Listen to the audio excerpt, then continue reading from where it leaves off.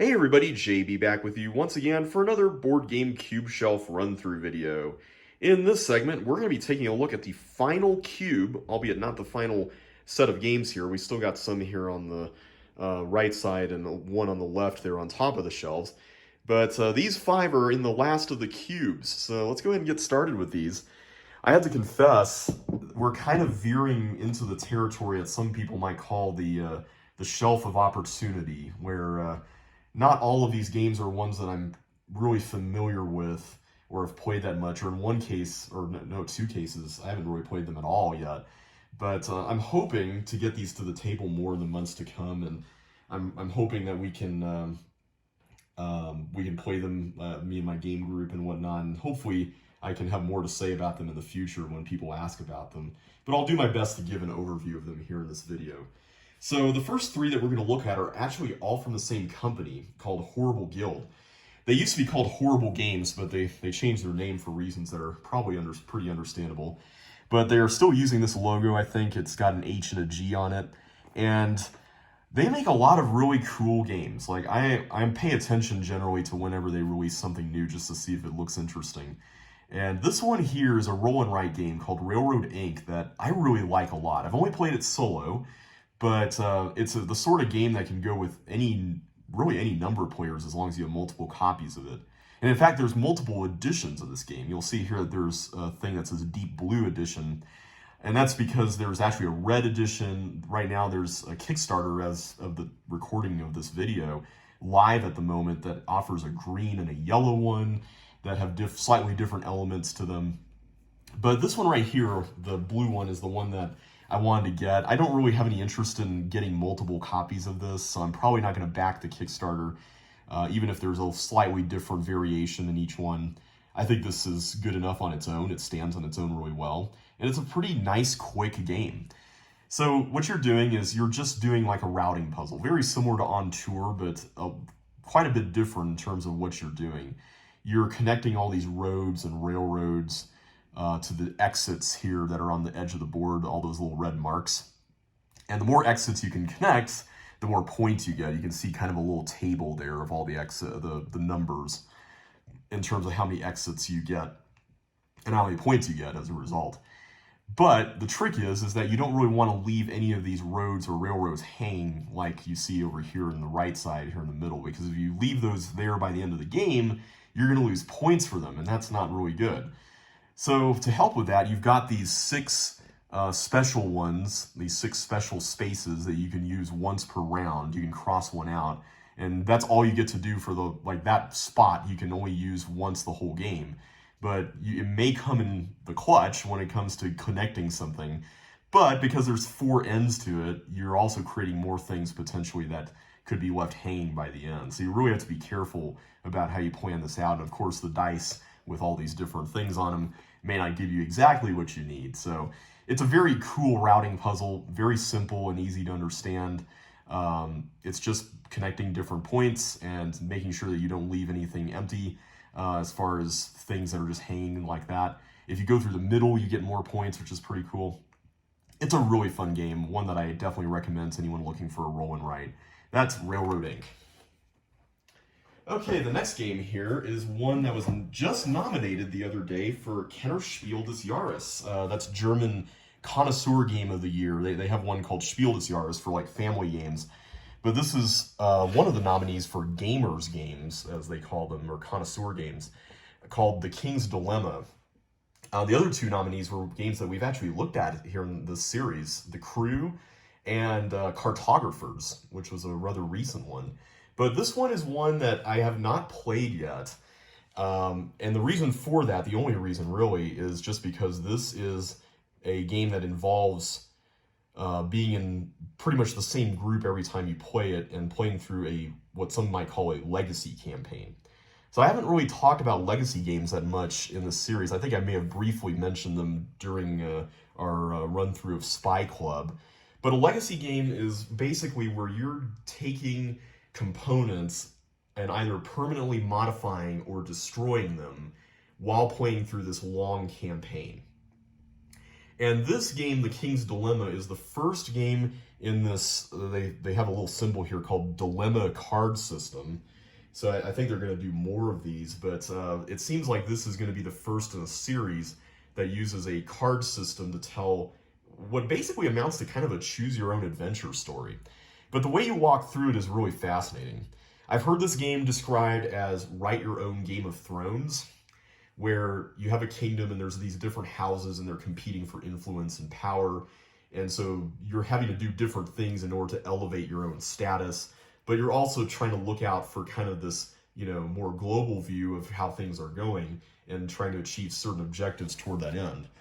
So, turning around here, the game components themselves, like if I were to just lay all this out on the table, this may not look like much, and the main reason for that is because throughout the game, and it doesn't really show the board here, it has a map, but that's not really the main board. There's this board that has tracks on it. They represent different elements of your kingdom, like food, or, military, or wealth, or, things like that. And you as a house are trying to get those tracks to certain positions by the end of a session. So, like, you have your own private goals. But what you're going to be walking through are all these cards that have story bits on them, where you're going to be offered a choice. And depending on what you vote on, as far as what choice you're going to make, you're not only going to modify the story as far as where you're going to walk next, like either here or here, but you're also going to be adjusting the tracks. So you're going to be fighting for things in the game while you're discussing with other people that in real life might be rather morally reprehensible, as far as, this person came to the city gates who was homeless, and, do you turn them away or not? Like, that's a really light example. But this, depending on what you do, that person could come back later on as a villain or something like that. Or, maybe if you take them in, there's going to be some sort of consequence as well. It's very fascinating. Like, as far as legacy games go, this one just really grabbed me from a conceptual standpoint just because of the storytelling possibility. And it has all these envelopes with these cards in them that you're not really going to open all of them throughout the whole campaign, which I think is 10 to 12 games, if what I've heard is anything to go off of. But the more you go through it, you add stickers to this board that are, I'm not sure exactly what they are, but I think they're supposed to be different things that you can use, or maybe that they affect everything in some way. I wish I could tell you more about this, but even if I had played through it, I'd probably avoid spoiling things for you, just because this is the sort of game that has spoilers, which is kind of a weird thing to say.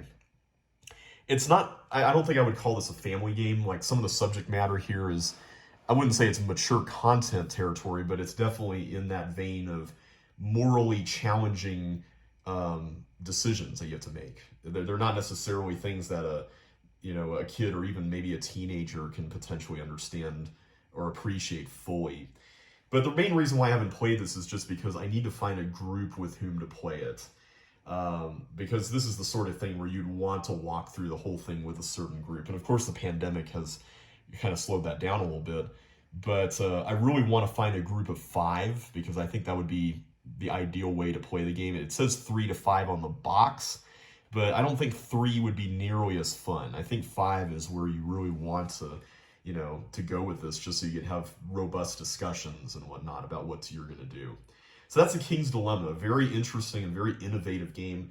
I really want to get it to the table. I wish I could say more about it, but it's definitely very intriguing.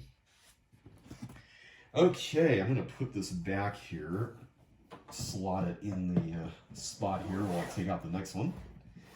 So this is the last horrible guild game. Potion Explosion. Yeah, this one is actually a more, I would say, gateway level game than a lot of the ones we've been looking at lately. But it's up here just because of the other horrible guild games, and it adds a little bit of color to the top shelf, admittedly. So in this game, you are in a school that is totally not Hogwarts, and you're trying to mix up potions for an exam and get as many done as you can before time runs out. It's really an abstract game, but it fills a rather interesting spot in the collection because, much like Blood Rage, I think appeals to a lot of people who enjoy video games. This is a game that I would introduce to people who like mobile games, particularly those match 3 games like Candy Crush or Bejeweled or things like that. So there is an app for this game as well, admittedly, but the main reason why I have it is because there's something wonderfully tactile about this Marble Dispenser. This Marble Dispenser is amazing. It's a plastic dispenser, very high quality. You fill it up with these marbles, and what you're doing throughout the game is you're taking these ingredients and you're putting them into your little lab workspace area so that you could fill these potions up and create them, and then eventually drink them so that you can gain even more power to make more of them.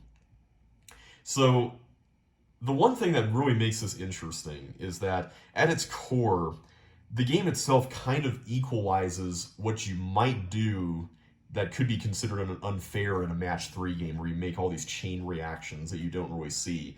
And it does that very handily by making your workspace contain only so many ingredients. So on your turn, what you're going to do is you're going to take one marble, they call it your regular pick, according to the rules. And when you take a marble, like let's say I take this red one, if 2 other ones collide, they create an explosion. And you can take all of those ones. So I take the red one, these 2 yellow ones clack together, so then I can take all the yellow ones here, these 2 black ones clack together, so then I can take the black ones there, and then this blue one slides all the way down here and hits the red one. You can create some really satisfying, cool chain reactions, but what's also neat is that you're creating reactions on another level whenever you take these potions, because the regular pick thing only goes so far, and there are some cases where you may not even have the opportunity to take something that then causes that kind of explosion, even with 5 options here. But if you can take a potion that sets you up for that, so if I can remove just one marble that's in the way, then I can just set myself up for the rest of the turn and do crazy things. There's some of these potions that allow you to invade other people's lab spaces and steal something. Some of them that allow you to take 2 different ones, that are next to each other. Just really fun things that are just add a lot of spice to the game. I would consider this kind of in the vein of, I would call it like a recipe fulfillment game, where you can't see it here on these potion tiles, but on the reverse side, there's a little bit of a guide to what you need for the potion. So I would need 2 reds and a yellow and a black, or something like that. It's a very simple game, but I think the combination of what you can do makes it really fun to puzzle out. Like, if you can think through in your head, ooh, I can take this potion, I can grab that, and I can grab that, and boo, boo, boo, boo, boo, boo. It's really fun in that regard. You can also do things like ask the professor for a little help down here, but you lose a couple of points every time you do that. I think it just gives you like an extra marble, that in case you don't have a potion or something like that. Generally, though, you want to avoid that. But yeah, that is Potion Explosion, or Poshsplosh. There's also an expansion for it that adds professors with special powers and like a wild ingredient or something. Pretty fun. Alright, so we're moving on to another publisher now, and that is Final Frontier Games. And a hit from them last year that's kind of flown under the radar, at least in this part of the world, and that's Coloma. This is a Western-themed game with art by the Miko, who did the North Sea and West Kingdom games, as well as Spell Smashers and Viral. And it's a very lush, very cool game. It's one that I haven't heard talked about very much, but I really enjoy it. And I was kind of surprised by it, too. When I saw it on Kickstarter last year, I decided to back it, even though I haven't really been the biggest fan of this company's games. They do a lot of games that are a little bit convoluted in some ways. Some of them involve just maybe a little bit too much in terms of rules and upkeep and a bit of a learning curve. But this one was a reimplementation of an older game that this designer, Johnny Pack Canton, that's the name he goes by, did quite a while back, called Hangtown. And this has been updated with new revised rules and a new look and everything. And I gotta say, this is a really slick game. It's about settling the western frontier in California, and it's kind of abstract in some respects, but it's got some really fun tableau and engine building built into it, and it goes up to 6 players, which Normally, when it comes to Euro games, I'm not a big fan of things that say, ooh, you can play 6 players of this, mainly just because they can be a little long in the tooth. Even a game like Raiders of the North Sea, which I really like, I would be hesitant to play that at 6 players, and I actually have tried. At least 5, maybe not 6. I thought I tried 6, though, at one point. But this game, what you're doing is you're doing this simultaneous action selection thing, much like Mission Red Planet, which we had looked at quite a bit ago. But what you're doing is there's this wheel which has these magnets on it, and there's a tile that you're rotating on this wheel to track the rounds, but also to cover up a space, and you have to pick up one of the 5. You have to pick one of the 5 spaces on the wheel that each do a different thing to go on that turn, and then everybody then reveals their picks all at the same time. And if there's a spot that has more pioneers, more meeples on it than everybody else, then that spot busts. So there's like 2 levels of action. There's like the normal action, and then there's a boom action, which gives you more stuff. But if you bust, then you lose access to that boom action for the turn. But that affects everybody who goes there, so it's not really quite as punishing as you might think. But what's really fun about this is that you can have all this table talk when you're doing this, and you'd be like, ooh, I'm going to go to spot number 3, and you can totally lie about it too. And each of these spots does something different. You've got a spot where you can, get a bunch of resources. You got one where you can build stuff. This one allows you to survey bridges and rivers. I think those may be flipped, actually. And those can give you endgame points or interact with your board in cool ways. This one allows you to move along this little map here and get bonus resources and cards and all kinds of stuff. And then this last one allows you to contribute some effort to the shootout here. We're going up against a bunch of outlaws, and there's some potential negative points at stake if you don't help with that. It's a very fun game. I really like the decisions in it. I'm not sure if it's going to survive 20 plays or something like that as far as replay value, but I love the fact that there's all kinds of different bridges, which certainly helps with that. The player boards are variable. There's even variable meeple powers, and they even suggest pairing certain meeples or certain pioneer characters with certain boards, which is nice. That's something that I think more games need to do, that have variable player power pairings like that, just to help keep it balanced and fair. It's a really fun game. It's very very different, but also very familiar, and I think that's why I enjoy it a lot. That is Coloma. All right, and then finally we have a game that I haven't yet gotten to the table. And I'm ashamed to say that just because it is a solo-friendly game, but it is a very complex game. It's probably one of the most complex games I own next to the Gallerist and Cerebria. And that is Spirit Island. Spirit Island is what I would call, and many people have called, the anti-Catan. Where in Catan, you are a bunch of people exploring, and then you find this island and you colonize it. In this game, you're the island fighting back against those settlers and those colonizers. And so what you have to do is you have this board here. I think it's a modular board, and you have all these natives who you're teaming up with to try to drive all the settlers away and scare them away. But at the same time, you're also upgrading yourself and becoming more and more powerful throughout the game. So you kind of have to know what pace to do that, I think, so as you're spreading all this fear and everything. It's really interesting. I like the artwork. It has a very islandish feel to it. And I got it for a bit of a discount as well. It thankfully did not cost $80. I'm really happy about that. But there is now, as of I think last week or the week before that, there's now a digital version of this game on Steam. But it costs $25, so I'm like, I don't know if I want to buy that. I think I'm going to try to learn it solo here at some point, hopefully maybe during quarantine. But it's a very interesting game. It's one that I think is, unless you're just really good at keeping track of everybody and what's going on with them, it's pretty hard to quarterback just because there's a lot to think about. But from what I understand, it's a very satisfying game to play, and one that's very difficult to win, but still really fun. That is Spirit Island. Okay, we are done with this shelf. In the next video, we're going to be taking a look at these 4 games right here, plus one more. But I will see you then. Thank you all so much for watching, everybody. I'll catch you on the next one. So until then, take care.